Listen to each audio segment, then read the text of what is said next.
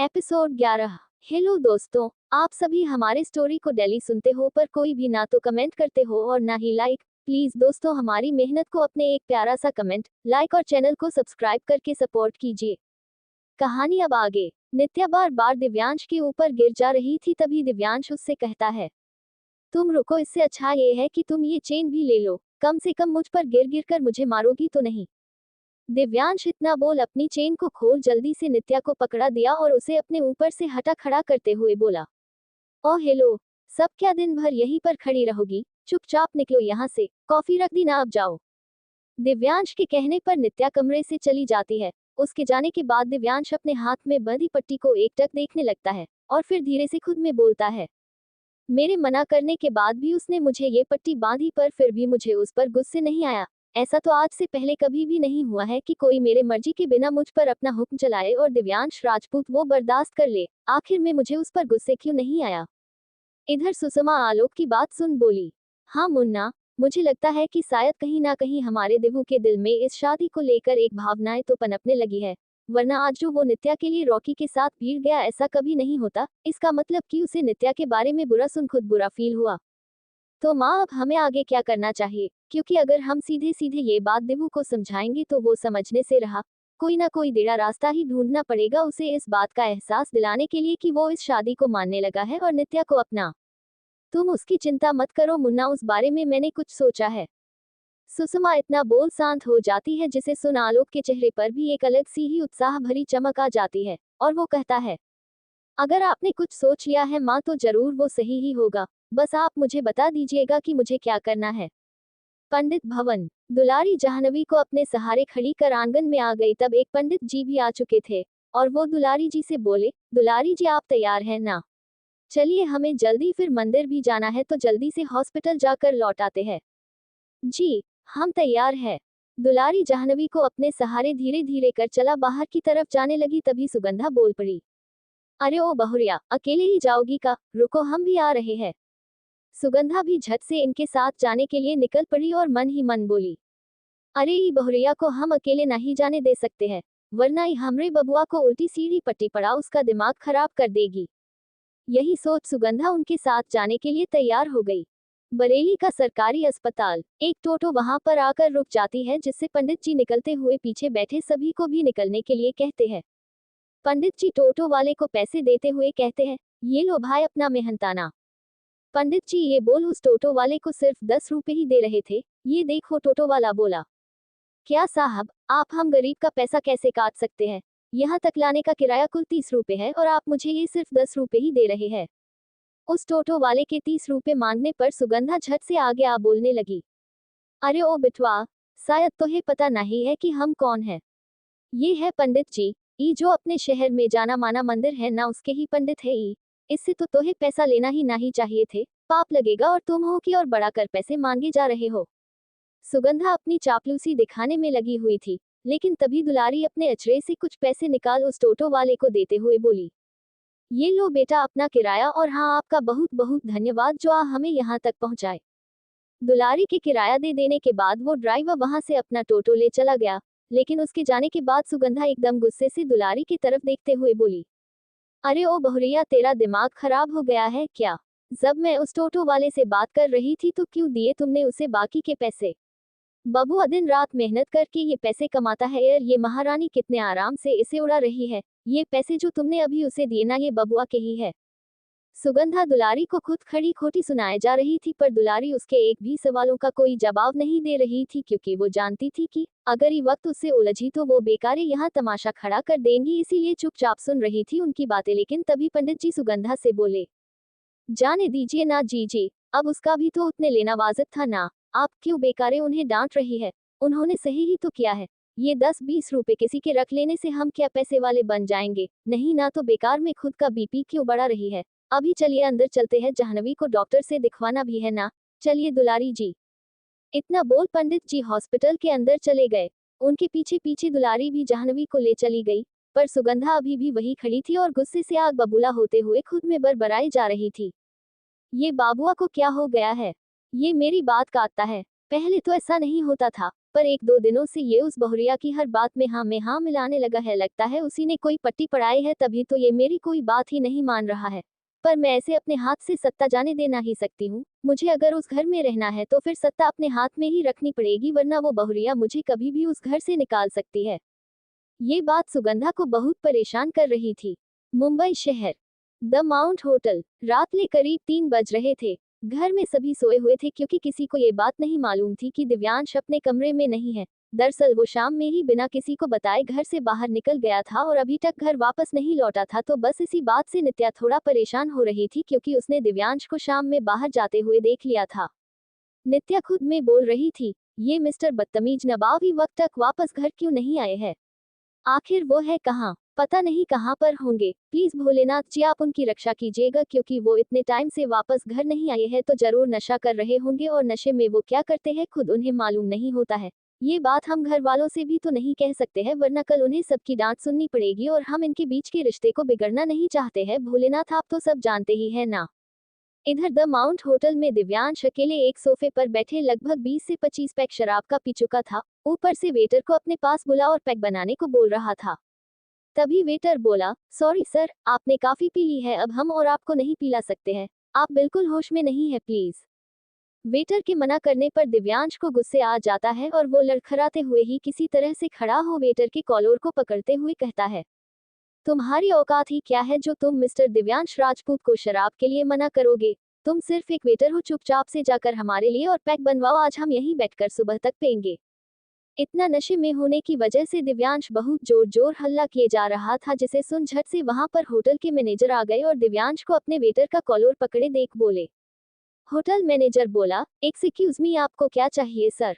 देखो ना, तुम्हारा ये वेटर मुझे शराब पीने से मना कर रहा है और मुझे पैक भी बना कर नहीं दे रहा है। इसे समझाओ और मुझे जल्दी से पैक बना कर दो। दिव्यांश इतने नशे में था कि उसके सामने कौन क्या बोल रहा है उसे कुछ होश नहीं था, इसीलिए वो वेटर वही खड़े मैनेजर से बोला, सर ये एक शाम से यहाँ पर बैठे बैठे काफी शराब पी चुके हैं और अब अगर इन्होंने ज्यादा पी तो इन्हें कुछ भी हो सकता है। बस यही सोचकर हम इन्हें और पैक बनाकर नहीं दे रहे हैं, पर ये समझने को तैयार ही नहीं है। होटल मैनेजर बोल पड़ा, अच्छा ठीक है, मैं कुछ करता हूँ। ये बोल वो दिव्यांश के पास जा बोले, देखिए मिस्टर दिव्यांश, आपको और शराब पीनी है ना? हाँ पीनी है। ओके, आपको जितनी शराब पीनी है ये लीजिए शराब की बोतल, इसी से पीजिए। पर वो क्या है ना कि 3 बज चुका है और ये वक्त हमारे होटल का बंद होने का समय है, तो प्लीज आप होटल से बाहर जाकर पीजिए। अच्छा ये बात है, इसीलिए ये वेटर मुझे और शराब का पैक बना नहीं दे रहा था। कोई बात नहीं, मिस्टर दिव्यांश राजपूत इस बोतल से ही पी लेगा, किसी को कुछ करने की कोई जरूरत नहीं है। दिव्यांश ये सब बोलते बोलते होटल से बाहर सड़क पर आ गया। वेटर होटल मैनेजर से घबराते हुए पूछा, सर आपने इन्हें इस तरह से सड़क पर भेज तो दिया है, पर अब ये पूरी तरह से नशे में धुत है और इन बीच में अगर उनके साथ कोई अनहोनी हो गई तो हो जाए, हमें क्या? कम से कम हमारे होटल के अंदर तो नहीं ना होगी। अब अगर यहाँ पर उसके साथ कुछ भी हो जाता तो सारी मुसीबत हमारी होटल पर ही आ जाती। अब उसे कुछ भी हो, हमें उससे क्या? इधर दिव्यांश एकदम से नशे में धुत हाथ में बोतल लिए उसे पीते हुए लड़खड़ाते हुए कदमों से आगे बढ़े जा रहा था और खुद में बड़बड़ाए भी जा रहा था, मैं मिस्टर दिव्यांश राजपूत हूँ। मेरी बात को वो कैसे इग्नोर कर मुझे ये पट्टी बांध दी, पर मुझे उस पर गुस्से क्यों नहीं आया? वो अपनी बातों में मग्न हो एकदम बेखबर चले जा रहा था और सामने से एक बड़ी सी ट्रक उसकी ओर बढ़े जा रही थी। दिव्यांश एकदम नशे में धुत शराब का बोतल लिए बीच सड़क पर रात के करीब 3 बजे बड़बड़ाए हुए चले जा रहा था। उसे ये होश नहीं था कि सामने से एक बड़ी ट्रक आए जा रही थी और कब से उसे हॉर्न दिए जा रही थी। इधर नित्या घर में बहुत परेशान हो रही थी। उसके पास अपना फोन भी नहीं था जिससे वो कॉल लगा कुछ पता कर सके दिव्यांश के बारे में, इसीलिए और भी ज्यादा परेशान हो रही थी। बरेली अस्पताल, पंडित जी आगे आगे चले जा रही थे और दुलारी जाह्नवी को संभालते हुए उसे पीछे पीछे लेकर चल रही थी। पंडित जी डॉक्टर के पास जाकर बोले, डॉक्टर साहब जरा मेरी बात सुनिए। जी हाँ बोलिए, क्या बात है? डॉक्टर साहब हम गांव से आए हैं, देखिए ना कुछ दिन से हमारी बेटी को क्या हो गया है। कितना भी दवाई करा लिए है पर इसका बुखार है जो रह रह कर वापस लौट आता है। पता ही नहीं चल रहा है कि इसे हुआ क्या है। आप जल्दी से इसे देख लीजिए ना। तभी दुलारी जी भी बोल पड़ती है, हाँ डॉक्टर साहब देखिए ना मेरी बच्ची को क्या हो गया है। ये कितनी ज्यादा कमजोर हो गई है इस बुखार की वजह से। डॉक्टर दोनों की बात सुनने के बाद शांत स्वर में बोलते हैं, देखिए आप दोनों घबराए मत, हम अभी देखते हैं इन्हें। नर्स डॉक्टर अपने पीछे से आ रही नर्स को देखते ही उसे आवाज देते हुए अपने तरफ बुला लिए। जी डॉक्टर, नर्स इन्हें वार्ड रूम में शिफ्ट करो, तब तक मैं दूसरे पेशेंट को चेक करके आता हूँ। डॉक्टर ये बोल आगे बढ़ गए और वो नर्स जाह्नवी को अपने साथ लेकर एक रूम के अंदर चली गई और बाकी के परिवार को बाहर ही वेट करने को बोली। मुंबई शहर। दिव्यांश उस ट्रक की ओर बढ़े जा रहा था और वो ट्रक भी उसी के तरफ बढ़ रही थी। जैसे ही वो ट्रक दिव्यांश को धक्का मारने वाली होती है तभी किसी ने अचानक से उसका हाथ जोर से पकड़ खींच लेता है, जिस वजह से वो लड़खड़ा कर सड़क के किनारे जा गिरता है। दिव्यांश का बांग्ला। नित्या से अब रहा नहीं जा रहा था, उसका मन बहुत ज्यादा घबरा रहा था। इसीलिए वो अब ये बात सुषमा और आलोक को बताने जा रही थी कि अभी तक दिव्यांश घर नहीं लौटे हैं। नित्या अभी गेस्ट रूम से निकल सुषमा के कमरे में जा ही रही होती है कि तभी उसे दरवाजा के खुलने की आवाज सुनाई पड़ती है, जिसे सुनते ही उसके कदम खुद ब खुद रुक जाते हैं और वो अपने में बड़बड़ाते हुए बोलती है, ये आवाज, ये तो घर के मेन दरवाजे खुलने की आवाज है ना। पर इस समय कहीं दिव्यांश जी तो नहीं आए हैं, शायद वही होंगे, मैं जाकर देखती हूँ। ये बोल नित्या जल्दी से सीढ़ी से उतर दौड़ते हुए जैसे ही हॉल में आए सामने का नजारा देख एकदम चौंक गई और हड़बड़ा कर दौड़ते हुए दिव्यांश के पास जाते हुए बोली, ये क्या हो गया है इन्हें? ये इस तरह से नशे में, इसका मतलब है कि इन्होंने शराब पी रखी है। नित्या दिव्यांश को देख देख पूछे जा रही थी। उसके साथ जो इंसान था नित्या उसे देख पूछी, जी आप कौन? मैंने आपको आज से पहले इस घर में तो नहीं देखा है, क्या आप दिव्यांश को जानते हैं? नित्या के लिए वो अनजान आदमी था, जिसे देख नित्या थोड़ा गंभीर हो उससे ये बात पूछती है, जिसके जवाब में वो बोलता है, जी हम दोनों एक दूसरे को बहुत अच्छे तरीके से जानते हैं, इनफैक्ट हमें तो पूरे परिवार वाले भी जानते हैं। दरअसल मैं जब द माउंट होटल की तरफ से गुजर रहा था तब मेरी नज़र देवू पर पड़ गई। ये नशे में बीच सड़क पर चले जा रहा था और सामने से ट्रक आ रही थी, पर भगवान की दया से मैं बिल्कुल सही समय पर पहुंच गया और देवू को सड़क से हटा लिया। आपको मैं जानती तो नहीं हूँ, पर आपने आज जो किया है उसके लिए बहुत बहुत थैंक्स। आप एक मिनट रुकिए, मैं बाकी के परिवार वाले को बुलाती हूँ।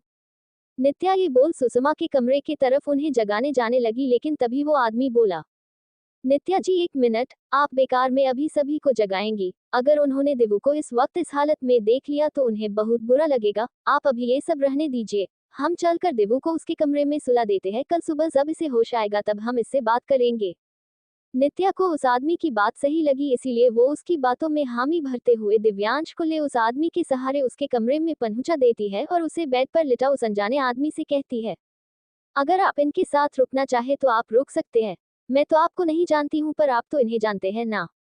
इस पर वो आदमी बोला, जी नहीं, मेरा इस वक्त यहाँ रुकना सही नहीं होगा। इस वक्त देवू बिल्कुल होश में नहीं है, मैं कल आकर इससे बात करता हूँ। आखिर इसने इतना क्यों पी ली जो इसे खुद की होश भी नहीं रही।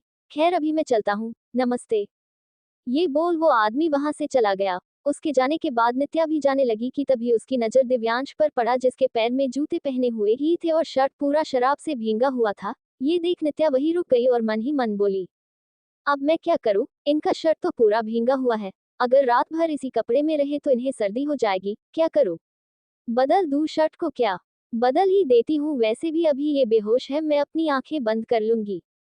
ये बोल नित्या दिव्यांश के अलमारी की तरफ जा उसे खोलते हुए देखने लगी कि शर्ट कहाँ पर रखा हुआ है, और दिव्यांश का शर्ट ढूंढते ढूंढते नित्या के हाथ उसके अलमारी में पड़े ढेर सारी लड़कियों का शॉर्ट ड्रेस हाथ लग गया। जल्दी उसे निकाल। वो जब अपने हाथों में ली तो उसे देख एकदम शर्म से बोली, छी ये किस टाइप की ड्रेस है? ये दिव्यांश जी ने लड़कियों की कैसी ड्रेस रखी हुई है अपनी अलमारी में?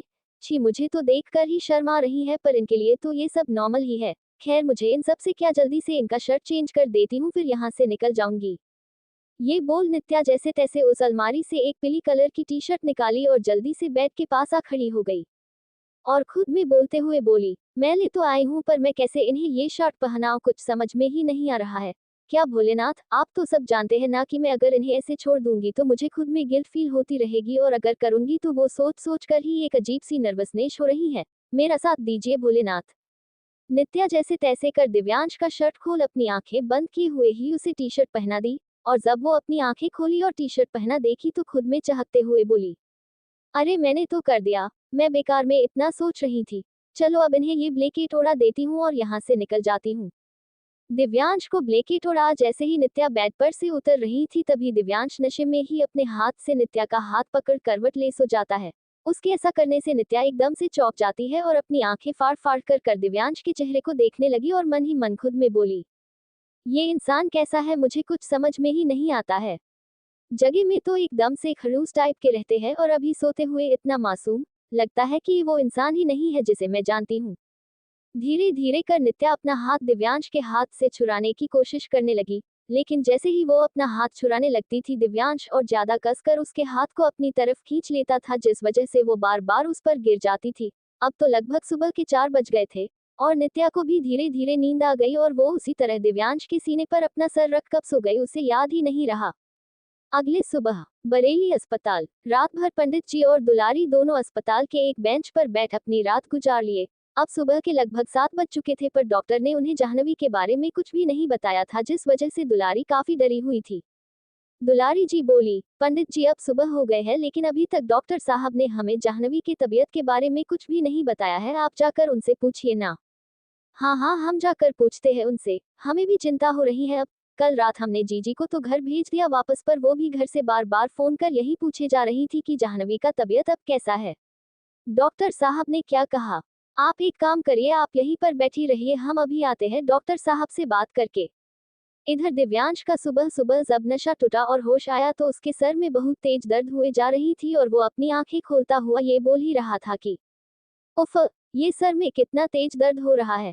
तभी उसकी नजर अपने ऊपर सर रख सोए नित्या पर पड़ गई।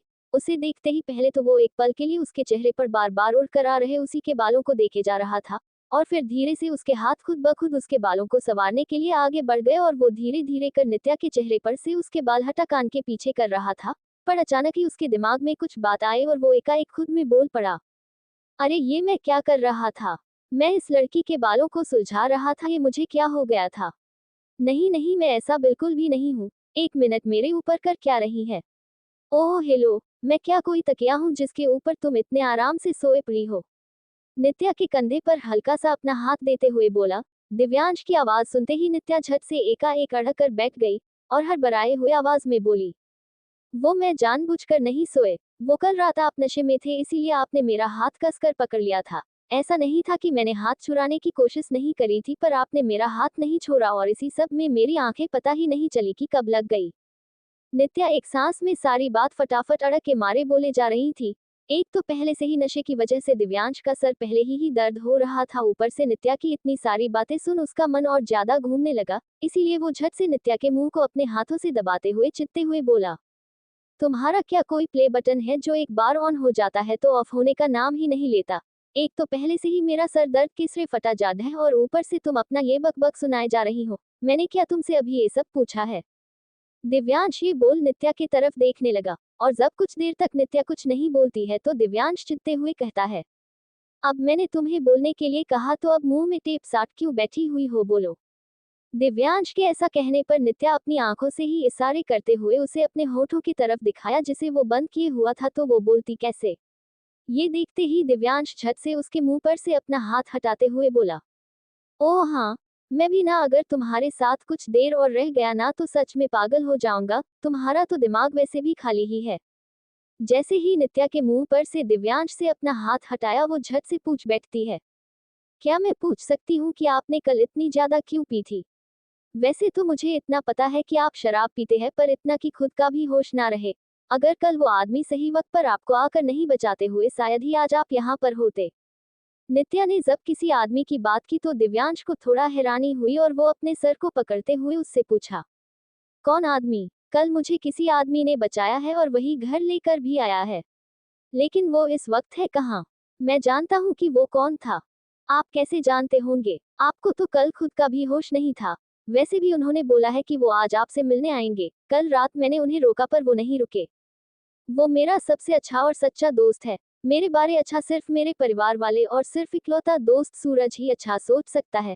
बाकी के लिए तो मैं सिर्फ बिगड़ेल दिव्यांश राजपूत हूँ जो सामने से तो मेरी तारीफों की पुल बांधते हैं पर पीठ पीछे मेरे लिए ही बुरा भला कहते हैं। ये सब बोलते वक्त दिव्यांश के आंखों में एक अलग सी मायूसी थी जिसे देख नित्या को भी बहुत बुरा फील हुआ और वो बोली, आप रुकिए, मैं आपके लिए नींबू पानी बना कर लाती हूँ, आप वो पी लीजिएगा, उससे आपके सर का दर्द थोड़ी देर में ठीक हो जाएगा। नित्या इतना बोल नींबू पानी बनाने जाने ही वाली होती है कि तभी उसका पैर स्लिप कर जाता है और वो धड़ाम से एक बार फिर दिव्यांश पर जा गिरती है। नित्या जिस तरह गिरती है कि दिव्यांश भी बेड पर गिर जाता है और दोनों के होंठ एकदम एक दूसरे के करीब आ जाते हैं और एक दूसरे की आंखें चेहरे पर टिक जाती है, मानो इन दोनों का जन्म ही एक दूसरे के लिए हुआ हो। बस इसी तरह दोनों एक दूसरे में खो से गए थे कि तभी फिर से दिव्यांश नित्या को थोड़ा धकेलते हुए अपने ऊपर से हटा बेड पर गिराते हुए बोला, तुम क्या बस गिरने पड़ने में ही पीएचडी करी हो क्या? जब देखो मुझ पर गिरती रहती हो। मैंने एक बार छोड़ दिया, दूसरे बार छोड़ दिया, अब अगर गिरोगी ना तो उठाकर वो जो घर के पीछे वाली कुआं है ना उसी में गिराऊंगा, तब वहां मेको के साथ रहना और उस पर गिरते रहना। आई एम सॉरी, मैं जो आप पर गिरे आगे से मैं ध्यान रखूंगी, पर सच में मैं जानबूझकर ऐसा नहीं करती हूँ, पता नहीं मेरा पैर कैसे स्लिप हो जाता है। खैर मैं अभी आती हूँ। नित्या वहां से निकल गई और सीधे किचन की तरफ चल पड़ी। अभी वो किचन पहुंचती उससे पहले ही उसके कानों में सारिका के कमरे से कुछ आवाज सुनाई पड़ी, जिसे सुनते ही उसके कदम खुद ब खुद उसके कमरे के बाहर रुक गए और वो खुद में धीरे से बोली, ये आवाज सारिका के कमरे से कैसी आवाज आ रही है और वो किससे इतना अड़ा अड़ा कर बात कर रही है। तो दोस्तों आज के इस एपिसोड में बस यहीं तक। आगे की कहानी को हम कल अगले एपिसोड में सुनेंगे।